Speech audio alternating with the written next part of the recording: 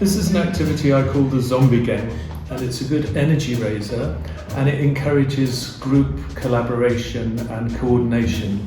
And basically everybody is sitting down and there is an empty chair, and the zombie, the facilitator, the aim is for them to sit on the empty chair, and the group has to stop them sitting on the chair.